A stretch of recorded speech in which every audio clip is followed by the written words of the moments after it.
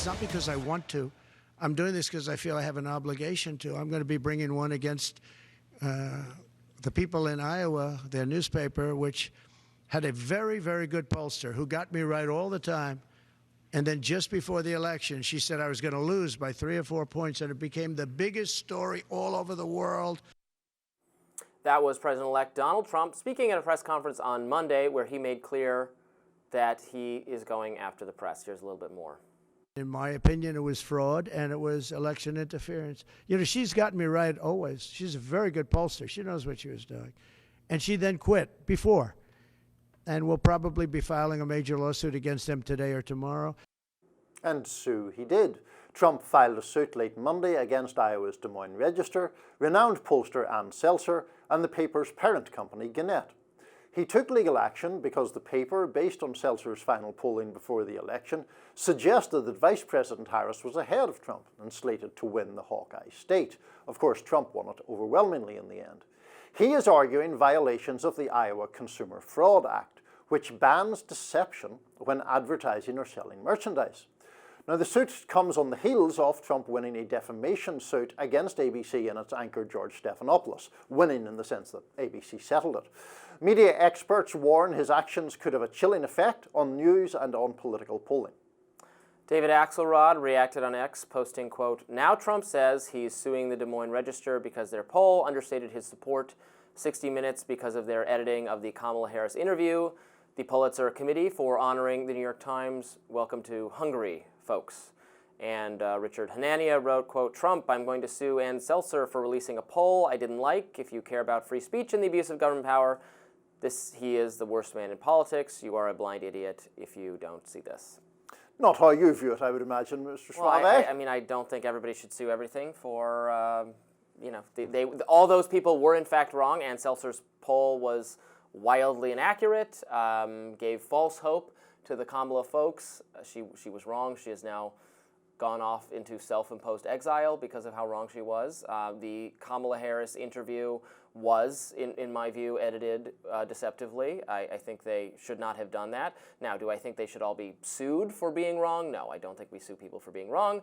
Donald Trump is the president. He should focus on delivering on the promises he made to the American people, one of those being a greater respect for free speech. That's something that many of his top advisors, Elon Musk, RFK Jr., care a lot about censorship on social media.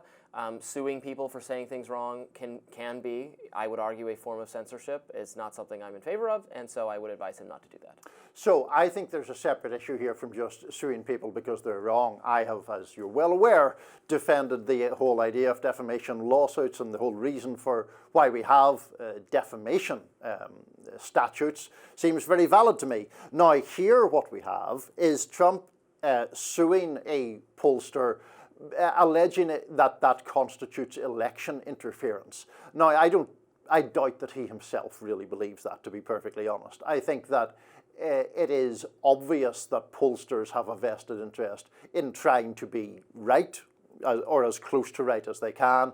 That result from Ann Selzer was an outlier at the time. It did cause a big stir at the time because people did wonder, was she picking up on something that other pollsters were not picking up on? That was incorrect. The good people of Iowa came out and cast their ballots, and they cast them very heavily for Donald Trump. My problem here is twofold. One is I think that Trump is suing in a way that is intended to be intimidatory of the media. In other words, just to create the trouble of having to defend a suit, however ill-founded or vexatious it may appear to be. And then secondly, I think he is doing it basically for PR reasons, to fuel his argument that, oh well, the media is always corrupt and always against me. I think there are instances where Donald Trump is written about or talked about unfairly in the media, but I don't think a poll that proves to be completely wrong is one of them. I just think that it's a way to gain headlines, to bash the media, and there's no, I'm absolutely befuddled by what he thinks the legitimate legal argument even is. Look, I'm inclined to agree with you, although I haven't taken a close look at this law, this Iowa consumer deception law that is about false advertising and those kinds of things. as a libertarian, I would probably say that I worry such laws create permissions exactly like this for political figures or government figures to go after false advertising, or what is false advertising versus opinionated advertising. But it's also the government not, should be deciding this, and right. But it's also not really advertising at all. I mean, it's not like it's a part of the editorial product of the Des Moines Register in this case, who commissioned Ann Selzer to do polls, as they have done for many years. On occasions in the past, she has been right when others were wrong. Here, she was wrong when others were right. Very embarrassing for her, potentially career-ending. But the suggestion that there was nefariousness involved in it seems right. Well, I don't think there was nefariousness, because it's been embarrassing for her. Exactly. And if it was not going to be correct in the end, it was going to result in her getting all this opprobrium. But I guess if you had a poll saying that 67% of people prefer some product or something, could you argue that that was advertising? And then we took a literal vote the next day on which product people preferred, and that was not the case. I would see why some people would argue that was false advertising. I mean, I think that's a stretch, honestly. But I mean, I think that what is happening here is that Trump has got this settlement from ABC News. We talked about that yesterday. George Stephanopoulos was legally wrong in what he said. And he said it over and over and over again. It wasn't one slip of the tongue he said where they put up a note next day saying, when we said this, we meant this. Yeah. They clung to it, that they could say it because it was in the ballpark of being correct as a colloquial term, even though they were discussing narrowly the legal ruling. Yeah. And that's what got them in trouble. No, it was. And, obviously I think it is important that you don't do what Stephanopoulos did. I think it would have been oddly difficult for Trump to prevail if it had gone to trial, because of the protections afforded to public figures, and because Stephanopoulos and ABC News could have made the argument that you're talking about, which is that there is a difference between how the New York penal law defines rape